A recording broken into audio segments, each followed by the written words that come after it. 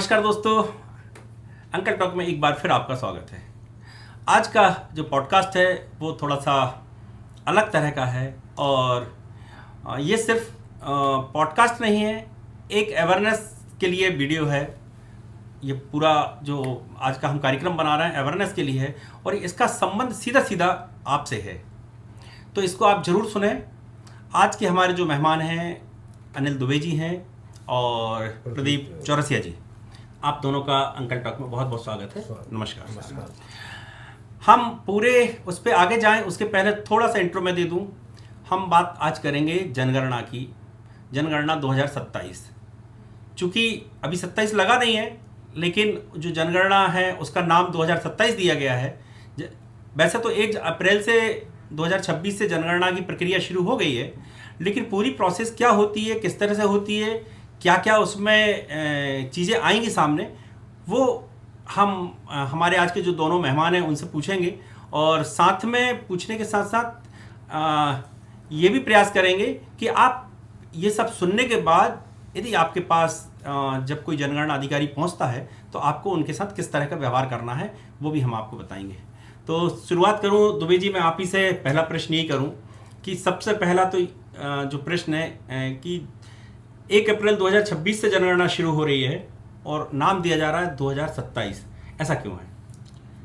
इसका मेन कारण ये है कि हमारी जनगणना जो होती है वो 15 दिन की 2027 में होगी जी, लेकिन इसके पहले मकान गणना होती है जिसका कार्य नगरपालिका के जो पार्षद वगैरह हैं, वहाँ के कर्मचारी हैं, पहले वार्ड बना लेते हैं। फिर इसके बाद जनगणना पर्यवेक्षक जी नियुक्त होते हैं, जनगणना गणक नियुक्त होते हैं जो पहले नजरी नक्शा बनाएंगे। नजरी नक्शा बनाने के बाद फिर जनगणना ये तो मतलब मैं आपसे बात करूं, ये तो टेक्निकल बात होगी, विभागीय बात हो गई ये तो, है ना।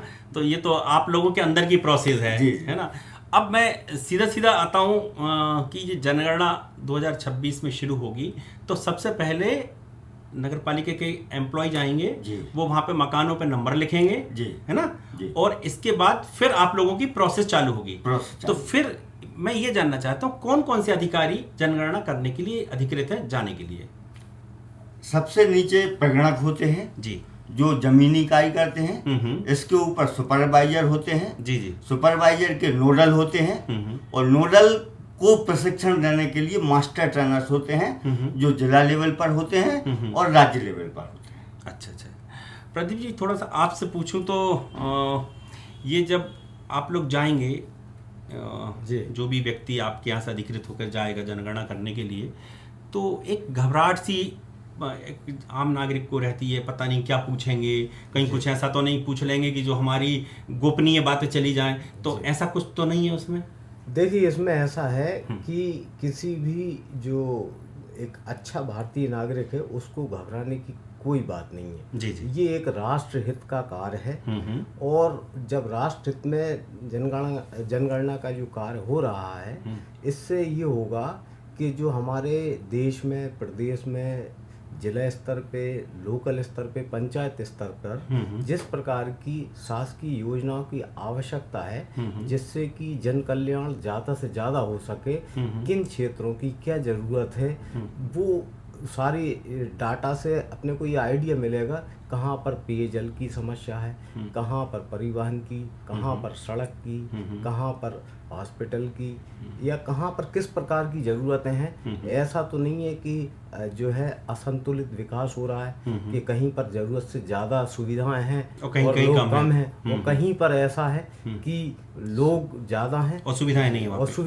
हैं। तो ये एक प्रकार से, चूँकि हमारा जनसंख्या के क्षेत्र में जो है एक तरह से चीन के बाद हमारा ही नंबर आता है और शायद एक तरह से ये मानो कि हम चीन के बराबर ही हो चुके हैं। लेकिन अभी अपरोक्ष रूप से अपन कहें तो चीन के बराबर अपनी पॉपुलेशन हो चुकी है। तो अधिकतम जन कल्याण हो सके, क्योंकि इतनी आबादी को व्यवस्थित रखना, उनके हितों की रक्षा करना कोई आसान काम नहीं है।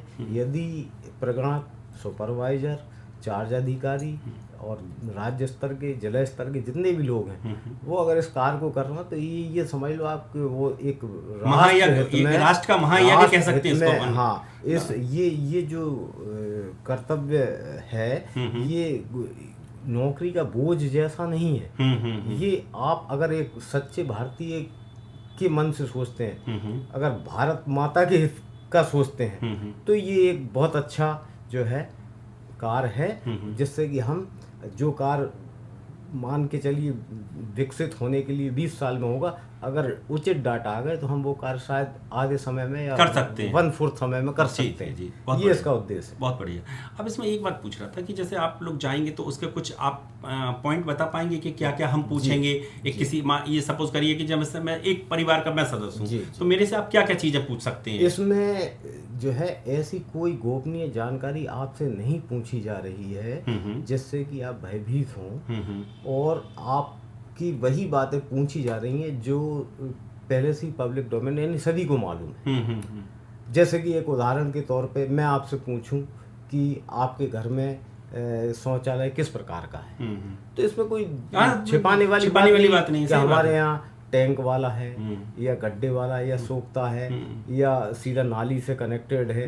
तो इस प्रकार की जैसे एक प्रश्न ये हो गया, क्योंकि जैसे हमारे देश में एक पहले किसी समय में ये प्रथा हुआ करती थी कि मैला सिर पे ढोया, वो तो बहुत बड़ी मतलब विडंबना वाली प्रथा थी। वो तो बहुत गंदी प्रथा थी। वो जो है मानव सम्मान के विरुद्ध थी और वो लगभग पूरी तरह से समाप्त हो चुकी है। लेकिन अगर 0.001% भी अगर शासन के संज्ञान में आता है कि किसी गांव, टप्पे, शहर, टोला, मजरा में अगर ये हो रहा है तो तुरंत प्रभाव से उसको बंद किया, समाधान किया। बहुत बढ़िया, बहुत बढ़िया। तो ये एक उद्देश्य है। ये एक छोटा सा मैंने एग्जाम्पल दिया। और अन्य प्रश्न ऐसे हैं कि जैसे आपको विद्युत आपूर्ति किस प्रकार होती है, आपके यहाँ लाइट मीटर लगा है, आपके यहाँ सोलार पैनल लगा है, आप जनरेटर से उत्पन्न कर रहे हैं, आपके यहाँ विद्युत सुविधा है ही नहीं। तो इस प्रकार से जैसे विद्युत की एक जानकारी आ गई, ऊर्जा। अब जैसे गृहिणी के दृष्टिकोण से सोचें तो वो LPG यूज कर रही हैं, PNG की सुविधा वहाँ पर है या नहीं है, या वहाँ पर पुराने तरीके से चूल्हे वगैरह, कंडे वगैरह से यूज करते हैं, हो रहा है। यदि यूज हो रहा है तो वहाँ के जो महिला शक्ति है उस पर, उनके स्वास्थ्य पर क्या दुष्प्रभाव आ रहा है। तो इस प्रकार की सामान्य बातें हैं। और दूसरी बात, कितने लोग हमारे यहाँ सुविधाजनक घरों में रह रहे हैं, या कितने लोग बहुत दयनीय स्थिति में रह रहे हैं, स्थिति में हैं, कच्चे मकान हैं, पक्के मकान हैं, उनका जीवन स्तर क्या है। ये एक मोटे मोटे जो है वो जो सामाजिक जो प्रश्न हो सकते हैं वो हैं। तो मानवीय कल्याण के लिए जो जो संभव हो सकता है वैसा वैसा इसमें। टीवी के बारे में है, नेट के बारे में कि आप नेट आपके पहुंच में है कि नहीं, टीवी आप देखते हैं कि नहीं। रेडियो का भी प्रश्न है कि आज भी रेडियो लोग प्रयोग कर रहे हैं या नहीं कर रहे हैं। दूसरी बात, आपके क्षेत्र में कितने आवासीय जो है भवन है, कितने गैर आवासीय भवन है, जैसे मंदिर हुआ, मस्जिद हुआ, हॉस्टल हुआ, बैंक हुआ, रेलवे स्टेशन हुआ। तो ये सब सारे गैर आवासीय में आए। लेकिन गैर आवासीय में लेकिन इनको एक सीरियल नंबर जरूर दिया जाएगा। अच्छा, उस नंबर पे उनको मतलब उस भवन को जो है काउंट जरूर किया जाएगा, भले ही वो आवासीय हो या गैर आवासीय। बहुत बढ़िया, ये भी अच्छा है। इसके अलावा कोई जैसे कोई रिक्त स्थान है कहीं पर, जैसे कोई बहुत बड़ा प्लॉट पड़ा हुआ है, प्लॉट है, कचरे का बहुत बड़ा कोई एरिया है डिस्पोज करने का, या वहाँ पर कोई खंडर है, तो वो भी चिन्हित किए जाएंगे ताकि ये आंकड़ा सामने आ सके, डेटा सामने आ सके कि कहाँ पर कितनी भूमि प्रयुक्त है, अप्रयुक्त है, तालाब है, झील है या नदी है। वो सारी चीज़ें उसमें जो है किसी न किसी रूप में, कभी कभी कुछ जानकारियाँ, प्रश्न कोई सा होगा, उत्तर कोई सा होगा, लेकिन जानकारी तीसरी भी मिल सकती है। ठीक है, तो उसका भी मतलब वो अलग सा कॉलम होगा उसका कोई। ये सारे उसके अलावा एक्स्ट्रा कोई जानकारी आती है तो उसके लिए तो कॉलम उसमें अलग रिमार्क से। में अलग ऐसा अलग से कोई नहीं है, लेकिन उसमें आपको भवन कोई भी ना छूटे, आवासीय और गैर आवासीय। इसके अलावा जो आपको भवन का चिन्हांकन करना है वो आपका उत्तर पश्चिम से प्रारंभ होगा। अच्छा, और पूरे भारत में ये एक रूपता रहेगी। और वहाँ से जो है चिन्हांकन करते हुए और लगभग 800 की आबादी कवर करते हुए, अब 800 का एक मानक है, 805 भी हो सकते हैं, 795 ऊपर नीचे भी हो थोड़ा सकते हैं, 795 10 5 इस प्रकार से 800 की आबादी कवर करना है, 750 से 800। और आपके जो है इस आबादी के अंदर कितने भवन आ रहा है। अब भवन 150 भी आ सकते हैं, 175 भी आ सकते हैं, 200 भी आ सकते हैं, तो भवन कितने भी हो सकते हैं। रहने वाले लोग कितने हैं उसमें? हाँ, एक प्रगणा को जो उसका जो एरिया रहेगा, क्षेत्र उसका 800 रहेगा। हाँ, कर्तव्य क्षेत्र रहेगा वो और जनसंख्या 800 का मानक। उससे और ऊपर नीचे ऊपर भवन की संख्या एक तरह से एक अंदाज से कुछ भी हो सकता है। हाँ, कभी 850 भी हो सकती है, 750 भी हो सकती है। तो ऐसा एक जैसा अपन औसत माने, एक आदमी 2-3 आदमी पर एक भवन आ रहा है, तो 800 में अगर अपन ये मान सकते हैं 200 के लगभग 200-250 किसी एक भवन में 20 आदमी भी हो सकते हैं, बिल्कुल किसी 4 भवन में एक आदमी हो सकता है। ठीक बात है। तो इस प्रकार से ये सारी चीज आएगी। फिर आपके जैसे पीने का पानी है, तो पीने का पानी का स्रोत क्या है, आप हैंडपंप से लाते हैं, आप जो है आपके नल की जल योजना का है। हाँ, वो पानी आपके पीने योग्य स्वच्छ क्लोरीन से साफ होके आ रहा है, या आप सीधा ही आपको प्रदाय किया जा रहा है, टैंकर से आता है। यदि आप पानी घर से दूर से ला रहे हैं तो कितने मीटर दूर से ला रहे हैं, आपका 50 मीटर दूर से लाते हैं, 100 मीटर दूर से। क्या आप प्लास्टिक बोतल का पानी यूज कर रहे हैं। अब प्लास्टिक बोतल से ऐसे ये नहीं है कि आप अभी मार्केट से 2 बोतल खरीद ला और आपने पी लिया, ऐसा नहीं। आप जो कैन से भर के लेके आते हैं। और प्रश्न का उत्तर वो माना जाएगा जो आपका अधिकांश जैसे पानी की बात है, अगर आप मान के चलो 8 महीने हैंडपंप से पीते हैं और 4 महीने आप नगर पालिका के नल से पीते हैं, तो मान्य किया जाएगा वो 8 महीने हैंडपंप पानी। अच्छा। जो ज्यादा है, अगर 8 महीने नल नगर पालिका का नल यूज कर रहा हूँ, 4 महीने हैंडपंप यूज कर रहा हूँ, तो फिर वो नगर पालिका का नल माना जाएगा।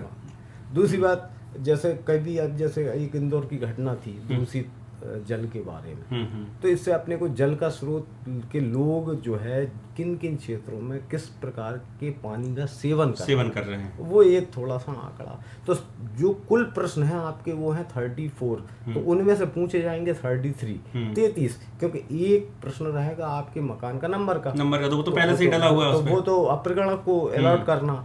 अब बचे आपके 33 प्रश्न। तो 33 प्रश्न सामान्य प्रश्न है, जिसमें से अगर एक कोई निरक्षर व्यक्ति भी है जो ज्यादा ज्ञान नहीं रखता है, वो भी उनको सामान्यतः उत्तर दे सकता है। दूसरी बात, इसमें एक प्रश्न ये भी है कि घर का मुखिया कौन है। तो मुखिया में अपने को उसका कोई मानक नहीं है कि साहब ये मकान की रजिस्ट्री इनके नाम है या ये, वो तो मुखिया एक मतलब एक परिवार का जो मेन सदस्य जो है, जिसके इनके दिशा निर्देश में परिवार चल रहा है। बाकी ऐसा नहीं है कि साहब भवन इनके नाम है, या ये अर्निंग मेंबर हैं, या ये बहुत प्रभावशाली व्यक्ति हैं परिवार में, या इनसे सब लोग डरते हैं, ऐसा कुछ नहीं है। वो तो आप किसी को भी, आप महिला को भी घोषित कर सकते हैं कि ये हमारे परिवार की मुखिया है, पुरुष को भी घोषित कर सकते हैं। या आप इसमें एक बात थोड़ा सा मैं ये पूछूं कि अब देखिए क्या है कि हमारे आज जो परिवार हैं वो डिस्ट्रीब्यूट हो गए हैं जी, है ना,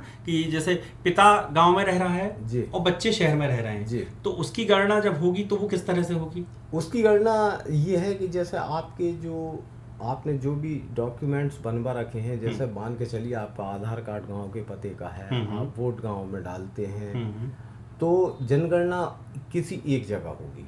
अच्छा, अगर आप अब यदि मान लीजिए उसमें तीन लोगों का गांव में जुड़ा हुआ और एक का अपना उसने शहर में जोड़ लिया है जी, आधार कार्ड जी, वोटर कार्ड, नहीं तो वो जैसे एक ये तो सामान्य केवल गिनती हो रही है। अच्छा, इसमें शासन इससे कोई फर्क नहीं पड़ता। वो तो ये है कि आपके पास एक कोशिश ये है सरकार की कि एक अधिकतम शुद्ध डाटा। नहीं, मैं ये बात देखिए, मैं एक्चुअली में इसलिए पूछ रहा हूँ कि क्या क्या होता है कि अमूमन लोगों के साथ ऐसी स्थिति बनती है, तो अब वो उसके दिमाग में ये रहता है कि मैं इसको कहाँ लिखवाऊँ, नहीं, यहाँ लिखवाऊँ, या जैसे कोई भोपाल में रह रहा है, विदिशा में रह रहा है, या कहीं कहीं लोग चले जाते हैं बाहर, जहाँ भी जैसे अपना नाम दर्ज कराता है और उसके स्वविवेक पे उसको ये पता होता है कि मुझे अपना नाम कहाँ जुड़वाना चाहिए, तो इसमें ऐसी कोई विशेष नियम कानून ऐसा नहीं है कि आप गांव में ही लिखवाएं या शहर में लिखवाएं, ऐसा नहीं है। हाँ, तो आप जहाँ चाहे, जैसे आप मान के चलिए वह भी गांव में रह रहा है और 4 महीने बाद वो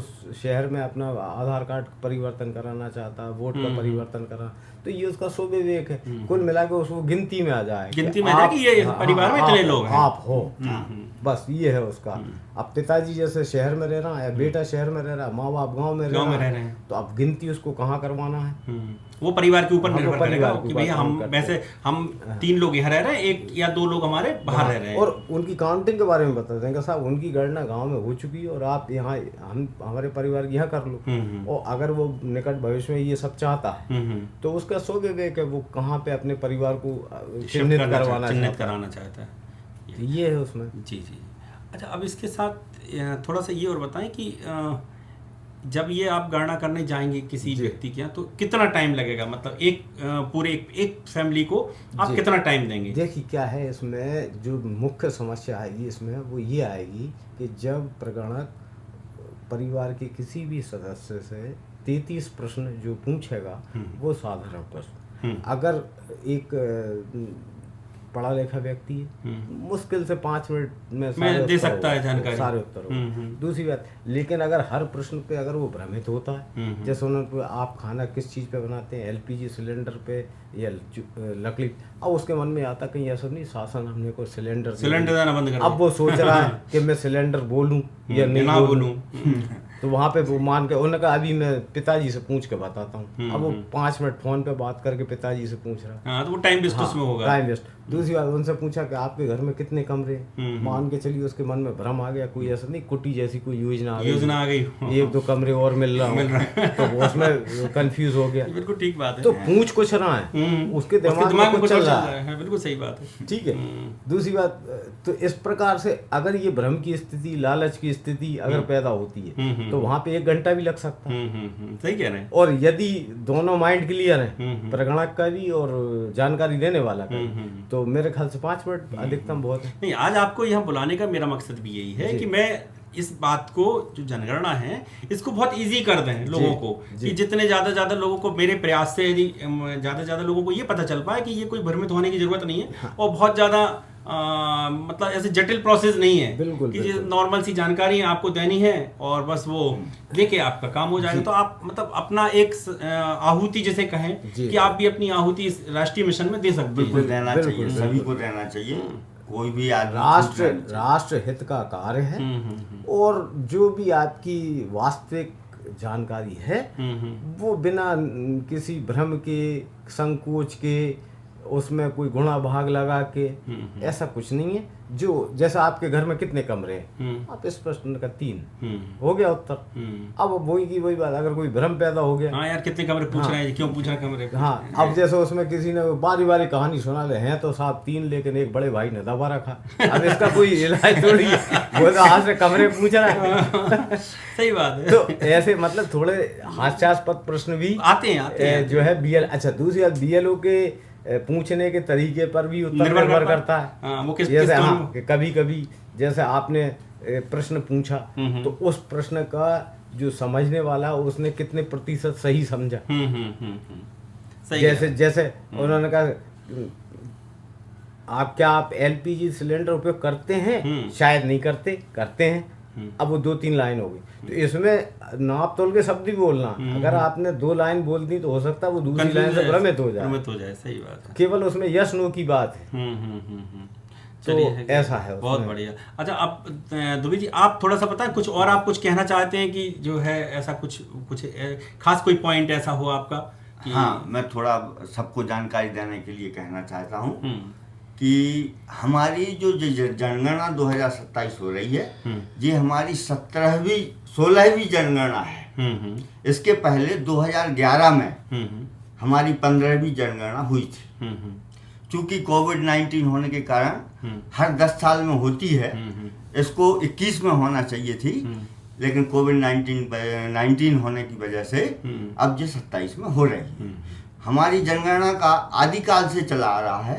ऋग्वेद में भी जनगणना का वो ठीक है, ठीक बात कह रहे हैं दुबे जी, लेकिन वो बहुत ज्यादा उसको लंबा हो जाएगा, अपन उतने उस पर नहीं जा रहे हैं। मैं ये कहना चाहता हूं, तो बस ये है कि हमारा मकसद ये है कि अभी आप लोग पहुंचे तो आप लोगों को किस तरह से वो सामने वाला व्यक्ति लेता है। हाँ, जनगणना से हमारा उद्देश्य केवल जो है हमारे देश की सामाजिक आर्थिक की स्थिति और उससे हम कैसी नीतियां बनाएंगे, वो हमें विशेष रूप से ध्यान रखना। चलिए, ये थे दुबे जी और प्रदीप जी हमारे साथ थे। इसमें एक दो लाइन और जोड़ दूंगा। जी जी बिल्कुल बिल्कुल।